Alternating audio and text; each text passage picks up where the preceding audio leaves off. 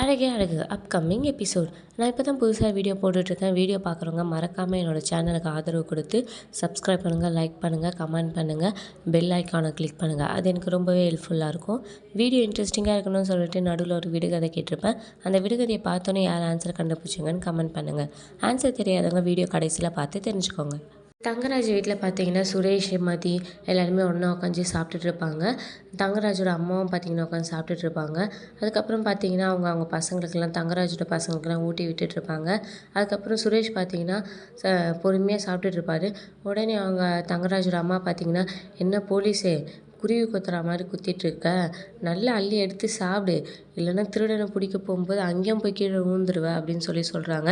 உடனே மதி பார்த்தீங்கன்னா ஒரு மாதிரி சிரிக்கிறாங்க. தங்கராஜ் பசங்க பார்த்தீங்கன்னா சாப்பாடு போதும் அப்படின்னு சொல்கிறாங்க. உடனே அவங்க பாட்டி பார்த்தீங்கன்னா சரி வாங்க போவோம்னு சொல்லிவிட்டு அவங்கள கையெல்லாம் கழுவிட்டு மேலே கூப்பிட்டு போயிடுறாங்க. அதுக்கப்புறம் பார்த்தீங்கன்னா மதியம் சுரேஷ் எல்லாம் ரொம்ப பொறுமையாக சாப்பிட்டுட்டு இருப்பாங்க. மதியவே தங்கராஜ் பார்த்தீங்கன்னா ஒரு மாதிரி முறைச்சி பார்த்துட்ருப்பாரு.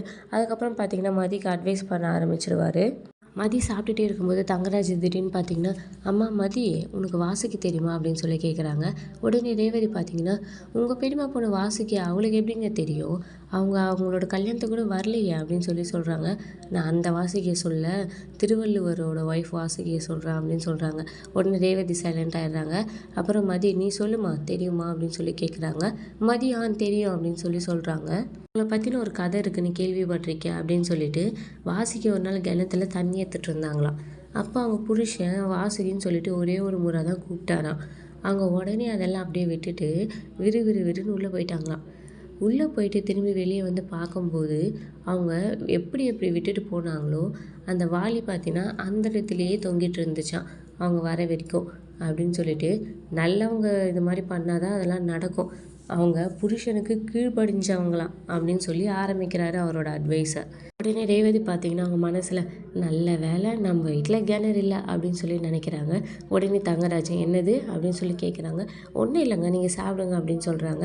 அதுக்கப்புறம் தங்கராஜ் பார்த்திங்கன்னா மதிக்கிட்ட எல்லா பொண்ணுங்களும் வாசுகி மாதிரி இருக்கணும், வாசுகி அப்படி இருந்ததுனால தான் அவங்க புருஷனுக்கு கீழ்ப்படிஞ்சு நடந்ததுனால தான் அவரால் 1330 குறளை எழுத முடிஞ்சுது. வாசுகி திருவள்ளுவருக்கு எப்படியோ நீ அதே மாதிரி சுரேஷ்க்கு இருக்கணும் அப்படின்னு சொல்லி அவர் சொல்கிறாரு. உடனே ரேவதி பார்த்திங்கன்னா என்னங்க நம்ம சுரேஷும் போயம் என்ன எழுத போகிறானா அப்படின்னு சொல்லி கேட்குறாங்க. மதி உடனே சிரிக்கிறாங்க. நான் பேசும்போது குறுக்க பேசுவோம், வாயை மூடிட்டு இரு அப்படின்னு சொல்கிறாரு. அதுக்கப்புறம் வந்து என்னையே எடுத்துக்கோ, நான் புருஷனாக வெளியில் போய் லட்சணமாக சம்பாரிச்சிட்டு வரேன், ரேவதி வீட்டில் இருந்து பசங்களை பார்த்துக்கிறா, எங்கள் அம்மாவெல்லாம் பார்த்துக்கிறா, இது வரைக்கும் நான் சொன்னால் என் வார்த்தையை அவன் மீறினதே கிடையாது, நான் என்ன சொல்கிறேனோ அதை அப்படியே கேட்பா, குடும்பம்னா இப்படி தான் இருக்கணும், இப்படி தான் இருக்கும் அப்படின்னு சொல்கிறாரு. உடனே பார்த்தீங்கன்னா புருஷன்லாம் கோயிலில் இருக்க கடவுள் மாதிரி, ஓகேவா, அந்த கோயிலை பராமரிக்கிறதும் பாதுகாக்கிறதும் ஒரு பொண்ணோட வேலை, ஒரு மனைவியோட வேலை, ஓகேவா, இதெல்லாம் மட்டும் சரியாக நடந்ததுன்னு வையேன் அந்த குடும்பம் ரொம்பவே சந்தோஷமாக இருக்கும் அப்படின்னு சொல்லிட்டு அதுக்கப்புறம் அவர் பாட்டுன்னு மொக்க போட ஆரம்பிக்கிறாரு. மதியம் பார்த்திங்கன்னா சாப்பிட்டுக்கிட்டே அவர் சொல்கிறதுக்கு எல்லாத்துக்குமே தலையாட்டுற மாதிரி கேட்டுக்கிட்டே இருப்பாங்க. அவர் பாட்டுன்னு மொக்க போடுறத போட்டுக்கிட்டே இருப்பார். அதுக்கப்புறம் பார்த்திங்கன்னா இங்கே அழகு காமிக்கிறாங்க. அழகு வீட்டில் எல்லாருமே பார்த்திங்கன்னா நாடகம் பார்த்துட்ருப்பாங்க. நாடகத்தில் பார்த்திங்கன்னா கொஞ்சம் ரொமான்ஸாக போகுது. எல்லாருமே பார்த்திங்கன்னா கொஞ்சம் திருன்னு முழிக்கிறாங்க. என்னடா நாடகம் இப்படி வருது அப்படின்னு சொல்லிட்டு. உடனே அவங்க அப்பா பார்த்திங்கன்னா இது என்ன கரமோ, பசங்களாம் இருக்கும்போது இது மாதிரி நாடகத்தை பார்த்துட்ருக்க, ஆஃப் பண்ண அப்படின்னு சொல்கிறாரு. ஆஃப் பண்ண ட்ரை பண்ணுறாங்க, ரிமோட் எடுத்து ஆஃப் பண்ணுறாங்க, ஆனால் ஆஃபே ஆக மாட்டேங்குது. இப்படியே ஒரு மாதிரி நாடகம் போயிட்டுருக்கு. அதுக்கப்புறம் பார்த்திங்கன்னா அவங்க உடனே எடுத்து ஆஃப் பண்ணிடுறாங்க. நான் என்னத்தை கண்டேன், நான் நாடகம் பார்க்கும்போது இந்த மாதிரிலாம் வரும்னு சொல்லிட்டு அப்படின்னு சொல்கிறாங்க. அதுக்கப்புறம் ராகவன் பார்த்திங்கன்னா பாக்யராஜ்கிட்ட என்ன சுரேஷ் கிளம்பிட்டானா அப்படின்னு சொல்லி கேட்குறாங்க. கிளம்பியிருப்பான்ப்பா, இன்னத்துக்கே வந்துட்டு இருப்பான் அப்படின்னு சொல்கிறாங்க. அதுக்கப்புறம் ராகவன் பார்த்திங்கன்னா மலர்கிட்ட, மலரே மதி வந்தானா எப்போ அவளுக்கு சப்போர்ட் பண்ணிகிட்ருக்க மாதிரி சப்போர்ட் பண்ணிகிட்ருக்காரு, இதுக்கப்புறம் நீ எங்கள் வீட்டு பொண்ணு, நாங்கள் என்ன தான் உன்னை திட்டினாலும் நீ எங்கள்கிட்ட நடந்துக்கிற மதிப்பு மரியாதைலாம் வேறு, அவள் நடந்துக்கிறது வேறு, எதுக்கெடுத்தாலும் அவள் போலீஸ் ஸ்டேஷனுக்கு தான் போவாள், நீ அப்படி கிடையாது, அதனால அவள் கூட ரொம்ப நீ வச்சுக்கிறது நிப்பாட்டிக்கோ அப்படின்ற மாதிரி சொல்கிறாரு. உடனே அவங்க மாமியார் ராஜலட்சுமியும் பார்த்தீங்கன்னா, "ஆமா மலரு, சொல்கிறத நல்லா கேட்டுக்கோ. அன்றைக்கி அவள் உன்னை என்ன வார்த்தை சொல்லிட்டு போனான்னு உனக்கு ஞாபகம் இருக்குல்ல?" அப்படின்னு சொல்லிட்டு, "என்ன சொன்னா? நீ ரொம்ப கேவலமானவன் தானே சொன்னா?" அப்படின்னு சொல்கிறாங்க. உடனே பாக்கியராஜ், "அம்மா அப்படிலாம் சொல்லலம்மா" அப்படின்னு சொல்கிறாங்க. "இல்லைடா, இது மாதிரி தான் ஏதோ ஒன்று சொன்னா. அதனால் அவகிட்ட உஷாரா இரு. அவள் வந்தான்னா கொஞ்சி கொலாவறதெல்லாம் விட்டுடு. இந்தா மதி, காஃபி குடி, டிஃபன் சாப்பிடு, லஞ்ச் பாக்ஸ் எடுத்துகிட்டு போ அப்படின்னு சொல்லிட்டு எல்லாத்தையும் அவள் பின்னாடியே எடுத்துகிட்டு போய் கொடுக்கறத முதல்ல நிப்பாட்டு. நீ செய்கிற எல்லா வேலையிலையும் பாதி வேலை அவளை செய்ய வைக்க வேண்டியது உன்னோட பொறுப்பு தான்" அப்படின்னு சொல்லி பார்த்தீங்கன்னா அவங்க சொல்கிறாங்க. உடனே ராகவனும் பார்த்தீங்கன்னா, இந்த முறை அவள் இதுக்கு முன்னாடி இருந்த மாதிரிலாம் இருக்க முடியாது. அவள் எப்படி நடந்துக்கிறான்னு பார்த்துட்டு இதுக்கப்புறம் அவங்க இருக்கிறதும் இல்லைன்னா இந்த குடும்பத்துக்கு நீ தேவையே இல்லைன்னு சொல்லி அனுப்பி வைக்கிறதும் அவன் நடந்துக்கிறதுல தான் இருக்குது அப்படின்னு சொல்கிறாங்க. உடனே பாக்யராஜ் பார்த்திங்கன்னா, "ஏன்ப்பா இப்படிலாம் சொல்கிறீங்க?" "இல்லைடா, இதுக்கு மேலெலாம் நம்மளால் முடியாது. அவள் ஒழுங்காக இருந்தால் பார்ப்போம். இல்லைன்னா அவள் தேவையில்லை, நம்ம அமுச்சு விட வேண்டியதா" அப்படின்னு சொல்கிறாங்க. இங்கே ஒரு பக்கம் மதியம் சுரேஷும் பார்த்திங்கன்னா கிளம்புறாங்க. தங்கராஜோட பசங்களாம் ரொம்பவே அழுகுறாங்க. "அத்தை போகக்கூடாது, அத்தை இங்கேயே தான் இருக்கணும்" அப்படின்னு சொல்லிட்டு தங்கராஜோட பையன் பார்த்திங்கன்னா ரொம்பவே அழுகுறான். "அத்தை நீங்கள் போகாதீங்க, இங்கே இருங்க" அப்படின்னு சொல்லிட்டு. மதியம் பார்த்தீங்கன்னா, "ஏய், இதுக்கேன்டா அழுவுற? அழாதடா, நான் அடிக்கடிக்கு இங்கே வந்துட்டு போவேன். உன்னை நான் பார்த்துட்டு போகிறேன்" அப்படின்னு சொல்கிறாங்க. "இல்லை அத்தை, நீங்கள் போகக்கூடாது" அப்படின்னு சொல்லிட்டு ரொம்பவே அழுகுறான். சுரேஷ் பார்த்தீங்கன்னா, "டேய், ரொம்ப நடிக்காதடா" அப்படின்னு சொல்கிறாங்க. "நான் என்ன உன்னைய இருக்க சொன்னேன்? நான் அத்தையை தானே இருக்க சொல்லிகிட்ருக்கேன்" அப்படின்னு சொல்கிறாங்க.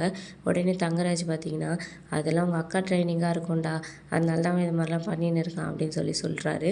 அதுக்கப்புறம் மதி பார்த்தீங்கன்னா, "சரி நீ அழாத, நான் போயிட்டு நான் கண்டிப்பாக உன்னை பார்க்கறதுக்காக நான் கண்டிப்பாக வரேன், அடிக்கடிக்கு வரேன்" அப்படின்னு சொல்கிறாங்க. அதுக்கப்புறம் அவங்க மாமியார் பார்த்தீங்கன்னா, தங்கராஜோட அம்மா பார்த்தீங்கன்னா, "சரி வாங்க பசங்களா, நம்ம மேலே போய் படுக்கலாம்" அப்படின்னு சொல்லிட்டு பசங்களெல்லாம் மேலே கூட்டிகிட்டு போயிடுறாங்க.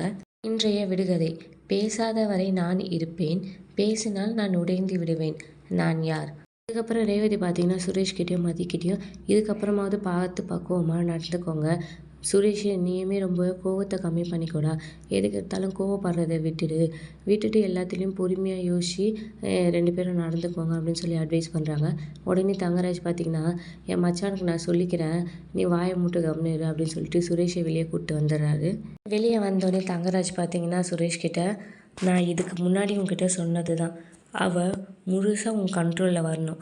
எப்படி நான் சொல்கிறத உங்கள் அக்கா கேட்குறாளோ, உங்கள் அப்பா சொல்கிறத உங்கள் அம்மா கேட்குறாங்களோ, கேவலம் அந்த பாக்யராஜ் சொல்கிறத உங்கள் அண்ணி கேட்குறாங்களோ, அதே மாதிரி நீ சொல்கிறத கேட்கணும்.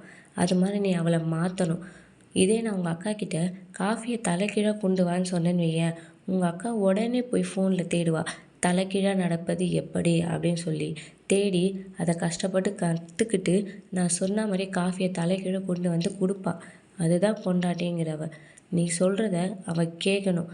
அது மாதிரி நீ அவளை மாற்றணும்" அப்படின்னு சொல்லிட்டு அவர் நல்லா ஏற்றி விடுற மாதிரி அட்வைஸ் பண்ணுறாரு. ஒரு பக்கம் ரேவதி பார்த்தீங்கன்னா மதிக்கு அட்வைஸ் பண்ணுறாங்க. "நீயும் கொஞ்சம் பொறுமையாக இருக்கணும் மதி. உங்கள் 2 பேருக்கும் சண்டை வராத அளவுக்கு நீங்கள் நடந்துக்கணும். இதுக்கப்புறம் நீங்கள் 2 பேருமே பார்த்தீங்கன்னா பொறுப்பாக இருக்கணும். ஒருத்தருக்கு ஒருத்தர் புரிஞ்சுக்க ட்ரை பண்ணுங்க" அப்படின்னு சொல்லி அட்வைஸ் பண்ணுறாங்க. இங்கே தங்கராஜ் பார்த்தீங்கன்னா, "நீ அந்த மதியை அடக்கியே ஆகணும். உன் கண்ட்ரோல் அவன் மொத்தமாக வரணும். அது மாதிரி நீ நடந்துக்கணும்" அப்படின்னு சொல்லிட்டு அவர் ஒரு பக்கம் அட்வைஸ் பண்ணுறாரு. அதுக்கப்புறம் பார்த்தீங்கன்னா சுரேஷும் மதியம் அங்கேருந்து கிளம்பிடுறாங்க. 2 பேரும் பார்த்தீங்கன்னா பைக்கில் போயிட்டுருப்பாங்க. மதியம் பார்த்தீங்கன்னா ரேவதி அவங்களுக்கு அட்வைஸ் பண்ணதை பற்றி யோசிச்சுட்ருப்பாங்க. சுரேஷ் அவங்க மாமா அட்வைஸ் பண்ணதை பற்றி யோசிச்சுட்டு போயிட்டே இருப்பாங்க. அதுக்கப்புறம் மதி பார்த்தீங்கன்னா ஏதாவது பேச ட்ரை பண்ணுவோன்னு சொல்லிட்டு, "மழை வரா மாதிரி இருக்கே" அப்படின்னு சொல்கிறாங்க. இவங்க, "எனக்கு ஒன்றும் அப்படி தோணலையே" அப்படின்னு சொல்லி அவங்க சொல்கிறாங்க. "இல்லை, காற்று கொஞ்சம் சில்லுன்னு அடிக்குது, ஆனால் மழை வரும்னு நினைக்கிறேன்" அப்படின்ட்டு சொல்கிறாங்க. அதுக்கப்புறம் சுரேஷ் பார்த்தீங்கன்னா, "என்னடா இவன் திடீர்னு நல்லா விதமாக பேசுகிறானே, நினச்சிட்டு வரியா" அப்படின்னு சொல்லி கேட்குறாங்க. உடனே மதி, "நான்லாம் எதுவும் நினைக்கல" அப்படின்னு சொல்கிறாங்க.